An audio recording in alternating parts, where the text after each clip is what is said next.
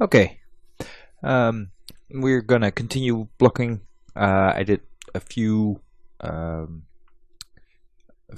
subdivisions of some subtools and some small sculpt things like the fold in the shirt sleeve you see there, and I put a matte cap sculpty material on the whole thing. If you don't assign any materials to anything, which I'll show you later, then just everything will change if you change material. I don't know if I'm going to stick with this one, but for now it's okay. Just experiment with different materials. Okay, just go around all the subtools like you see me doing here. Maybe add one subdivision to them, and you know, what speaks to you at this point. Try to change that. Here I go again with my amazing move hotkey, which was B for brush, M for move, and then it's V, I believe. It's that works for everything. It's strange how fast you'll learn if you just do it a couple of times, and it'll really speed up your workflow. So once we give it one subdivision, it'll give us it'll allow us to just flesh it out a bit and make it a bit more a little less cubey and more organic looking, and yeah, just go around and change all the little bits. Here I'm using the pinch tool. Just get that that ridge between the toe and the other toes a little bit, big toe and the smaller toes a bit closer. And I'm doing a lot of move and just trying to think of what a foot looks like. I'm not using any reference at this point, but I encourage you to look it up. And if you're not sure what something looks like, and I can assure you that it looks different than what you think it does, always find some reference. And at some point I might have looked at some some Google images stuff if I'm not sure about some bit, or how a fold would go, or just some example of folds, and then just hold it up in Google next to it and just use it.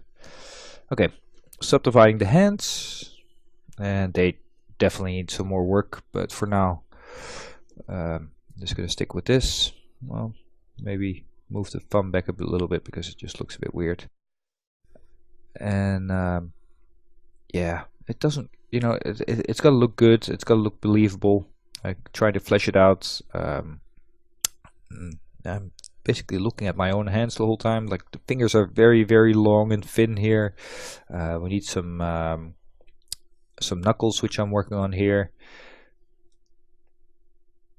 Loosen the clay buildup. You will find that if you got so little subdivisions, it's a bit hard sometimes to work with, but it's really important not to subdivide too much too soon. It will save you a lot of trouble later on.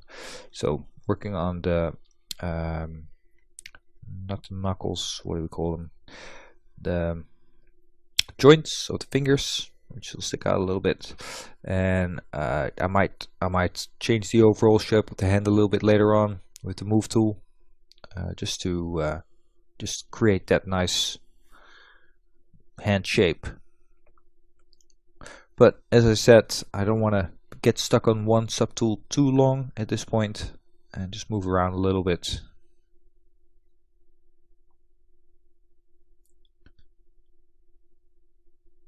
Although I'm still getting stuck on this subtool. Try to make them connect together. If you press the F tool, it'll center your... here we go. Sorry, this is just trying out some different materials. I'm trying out a lot, but the red wax one, the standard one, is still really nice. But I switch around a little bit. Sometimes it's nicer not to have it so shiny, and can concentrate a little bit more on shape. Yeah, just do what you feel. What you feel is best. What works best for you. It really doesn't matter. Okay, where was I? We're talking about making the hands sort of fit together, and they're definitely not there yet. Definitely need some work. It's just really small little things. Maybe adding that, where the skin folds, because those because your joint is, your hand is at a weird angle, which they were, because we can see that in the reference pictures, and the skin will get bunched up between the hand and the wrist. And we can work on that a tiny bit now, and then once we get more detail, we can work on it some more. Don't forget to zoom out once in a while, and then go to another subtool. The sword was pretty much modeled in hard surface, so we don't need to do too much. Just add some subdivisions and to sword handle. I'm not going to do too much about those things unless I really need to. The meat and bones is really in this fabric stuff, which I really like actually. And fleshing out and trying to think about the big folds. You got these sort of ridges, which if you look at your long sleeve shirts, if they hang, they give a sort of a long fold with the fabric sort of hanging to the bottom. Well, it's logical that it hangs, but yeah, how do you explain that? There is a name for that fold, which then you can find it. I just call it the hanging fold. How about that? And there's these folds coming out from under the armpits. They usually are there, and there should be folds from under the belts, because the fabric gets bunched there. And work on all these little bits. Let's go over it and try to make it feel like it's organically there. It's already looking better than it was. It's a little bit of shape in there. I could definitely go something further, but this is really important. And I said this before, I'm just jumping around everywhere, looking at it from different sides, and I love this stage. It's great. It works pretty fast, and you can really get sucked into it. And sometimes you just see a shape and you just want to do something with it. And the temptation to subdivide more is really big, I gotta tell you, but don't do it.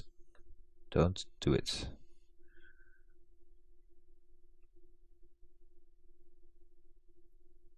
And again, not doing anything with the back this time, because we're not going to see it in the image.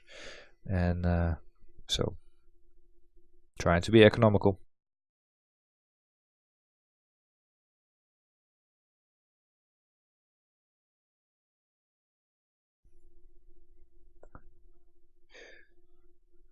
A little moving around. I left some holes in my head, which I'm not too happy about at this point. Like holes in the nose and behind the eyes and the mouth. I might go back later and plug those up and then reproject my details. So be ready for that later. It just gives me weird rendering errors and stuff in ZBrush. All right, adding some detail to the head. Work on that on the neck, and create the big shapes now. That's all I can say. All right, I'll see you guys in the next lesson, and we'll continue refining our model. All right, see you there.